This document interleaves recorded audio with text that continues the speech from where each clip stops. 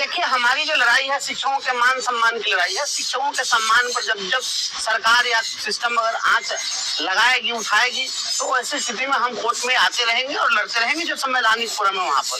तो इसी क्रम में आज हम लोगों का जो केस लगा था, मामला क्या था वो थोड़ा बताइए। ये मामला नहीं 2016 में उस शिक्षा विभाग के प्रधान सचिव थे गंगवार साहब, तो उन्होंने और ग्रामीण विकास विभाग के सचिव ने दोनों ने ज्वाइंटली एक ऑर्डर निकाला था और उस ऑर्डर में कहा था कि अब स्कूलों का निरीक्षण जीविका की दीदियां करेंगी। तो जीविका की दीदियां निरीक्षण करेगी, यह तो कुछ बात थोड़ी देर के लिए पच नहीं सकती है, लेकिन यह बात बहुत ही नागवार गुजरी कि उस आदेश में यह भी कहा था कि निरीक्षण की तिथि को अगर विद्यालय में बच्चों की उपस्थिति 75% से कम होगी तो वहाँ के प्रधानाध्यापक और शिक्षकों की सैलरी काट ली जाएगी, जो 50% तक हो सकती है। तो हमने कहा कि अरे भाई, बच्चों को उपस्थित कराना ये शिक्षक का काम नहीं है। और जीविका की दीदियां कौन होती है स्कूलों का निरीक्षण करने के लिए? जीविका दीदियां अंगूठा छाप जीविका दीदियां ये शिक्षकों का निरीक्षण करेंगे।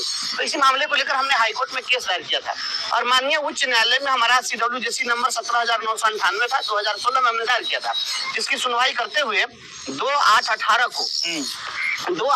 को माननीय उच्च न्यायालय ने हमारे याचिका को स्वीकार किया और कहा कि नहीं, ये बिल्कुल सही बात है, शिक्षक का काम पढ़ाना है, शिक्षक का काम बच्चों की उपस्थिति सुनिश्चित करना नहीं है।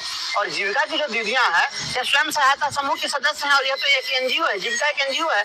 तो गवर्नमेंट ऑफिशियल्स पर आप NGO को कैसे आप इम्पोज कर दे सकते हैं, उसका सुपरवाइजिंग अथॉरिटीज को कैसे बना दे सकते हैं?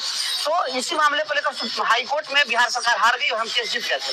उसके बाद में सरकार हाईकोर्ट के आदेश को चुनौती देने के लिए सुप्रीम कोर्ट आ गई और सुप्रीम कोर्ट में SLP दायर कर दिया था और आज उसी SLP की सुनवाई हुई है। इसके पहले 19 फरवरी को सुनवाई हुई थी और 19 फरवरी की सुनवाई में भी उस दिन भी जस्टिस ने कहा कि हम आपके इस SLP को खारिज करते हैं, तो समय ले लिया था 1 सप्ताह का। तो फिर आज सुनवाई हुई है और उसी सुनवाई के क्रम में माननीय सर्वोच्च न्यायालय ने कहा कि आप अपना पिटीशन विड्रॉ करेंगे, SLP विड्रॉ करेंगे या मैं डिसमिस करूं, तो वह डिसमिस कर दिया। क्योंकि विड्रॉ कर लिया इसलिए डिसमिसल फॉर विड्रॉल हो गया।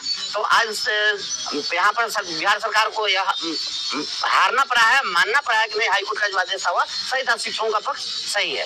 इस फैसले का असर तो यही होना है कि अब कोई भी जो आदेश एकदम ब्लास्ट निकाल दिया जाता है हमेशा की स्कूलों का निरीक्षण ये करेंगे वो करेंगे। अभी भी के पाठक जी का आदेश निकला हुआ है जिसमें उन्होंने कहा है कि आंगनवाड़ी में क्या बोलते हैं, इंदिरा आवास सहायक, टोला सेवक, तालीमी मरकज स्वयंसेवी, सारे मैंने जितने कर्मचारी हैं, लेखापाल, सबको लगा दिया, शिक्षा विभाग के लिपिक से लेकर सबको, तो ये जो लगा दिया गया है।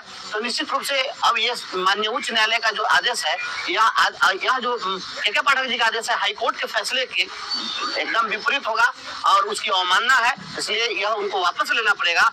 और उसमें भी इन्होंने कहा कि 50% से कम उपस्थिति होगी तो कार्रवाई करेंगे। तो अब एक भी शिक्षक पर कार्रवाई हुई तो यह अवमानना का मामला बनेगा और ऐसी स्थिति में बिहार सरकार के लिए परेशानी खड़ी हो जाएगी।